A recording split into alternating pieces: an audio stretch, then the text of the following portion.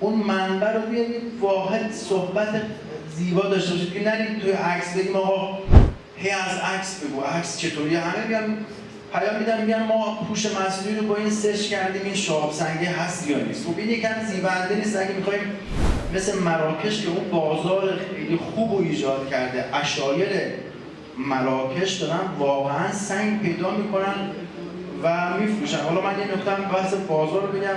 ما هم آقای اسما حشری تشریف بردن دبی، هم الان آقای عسکری، هم از طرف دبیرخانه شهاب سنگ، هم از طرف انجمن صنفی گوهرسنگ مأموریت پیدا کردن، چون ایشون تاجر بین‌المللی هم در حوزه مواد معدنی و گوهرسنگ‌ها و جواهرات. الان تقریبا 1 ماهی هست در شرق آسیا داره بازار رو بررسی می‌کنه. حالا نتیجهش رو نگفتیم خدمت شما فعلا به صورت عام، ولی خب خبرهای خوبی خواهد بود تو این قضیه، به خصوص البته واقعیت امر اینه در حوزه آکوندریت ها، چون اونها طالب آکوندریت ها هستن یا پالاسیت ها به خصوص، هم بتونن بحث جواهرات رو پیگیری کنن، هم بحث علمی مراکز پژوهشی خودشون.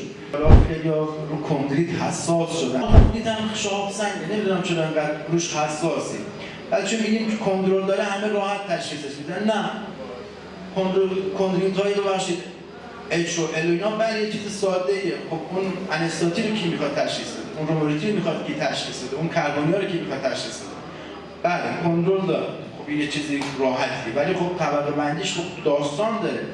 ولی خب اونم مستلزم هزینه است. خیلی از دوستان به ما میگن آقا کندریتی رو نبرید بگید چیه؟ میگم آقا نمیشه به خدا.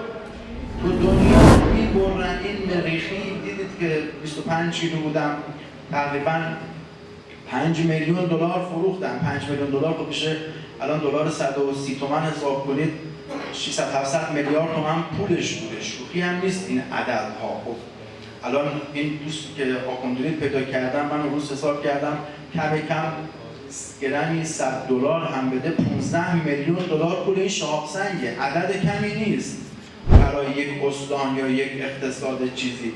ولی خب اینو بریم به سمت این که از اینها من خواهش میکنم، چون همه دوستان اکثرشون رو من در خدمتشون بودن، بریم به سمت برندسازی.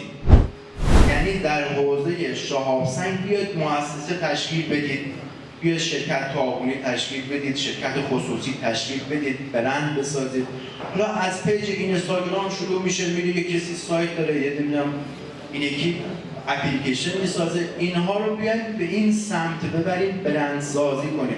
وگرنه هر جا شما ببینید ما تنها هنرمون شده من شهاب سنگ تو آزمایشگاه شناسایی کنم بدم دست یارو بذاره تو دیوار. خب اصلا جایگاهش این نیست شهاب سنگ که تو دیوار بیا، تو شیپور بیا. ببخشید بعد کلی هم اونجا مسخره بازی و خنده و طنز تلخی هم در موردشون ایجاد میشه. تا میاد اینهایی که همین هفته قبل من یه عکس گذاشتم تو همین کانال خودمون تو دبیرخونه دیدم تو دیوار گذاشته بودن 650 میلیون تومان. خب من یه عکس اینجا گذاشتم، اونجا سر در آورده بود که اینها علمی نیست، تجاری نیست، هیچ اصولی نخواهد داشت. من خواهش میکنم اگه بشه اینها رو به سمت برندسازی بریم. حالا شاید بعضی بگن نه میخوام اینطوری بفروشیم یه پول قلمبه دستمون، یا واقعا اینطوری نیست. من سالهاست هم ببخشید که سوال کنم میگم من که داریم برندشو داریم، جواهریشو داریم، تمام این زنجیره ارزش افزوده رو کار میکنیم. قولم به پول دادن اینطوری بدون شناسنامه‌ای، بدون یه سیستم کاری و یک برندسازی. اول خب یه سنگی رو تبلیغ میکنن، چند تا شما بلک بیوتی رو برید ببینید چند تا مقاله روش نوشته شده، مورچیسون رو ببینید چند تا نوشته شده، آلنیز رو ببینید چند تا نوشته شده. شما آزمایشگاه دارید؟ بله. پرسش پاسخ کنیم، یکم ببخشید یه طرفه نباشه ما هی بگیم و یکی از مشکلات این کاشفای ببخشید خیلی ببخشید دکتر. یکی از مشکلات این کاوشگرا یا کاشفای اینه که عدم اعتماد به آزمایشگاه هست. همین چیزی که آقای اسلامی فکر کنم برباش کرد که چطوری کلا میذارن سرت بری اونجا و کلپات کنن. ما اینکه آزمایشگاه های خوب سراغ نداریم بریم. واقعا من شاید سنگ های خوبی داشته باشم ولی جرأتش نمیکنم برم آزمایشگاه. بله اینو شما لطف کنید اگه آزمایشگاه آدرس و تلفن. سوال خوبی بود. ببینید بسم الله کنیم دوباره در مورد این صحبت. آزمایشگاه باید یک سری شاخصه داشته باشه. اولینش اینه باید مجوز داشته باشه.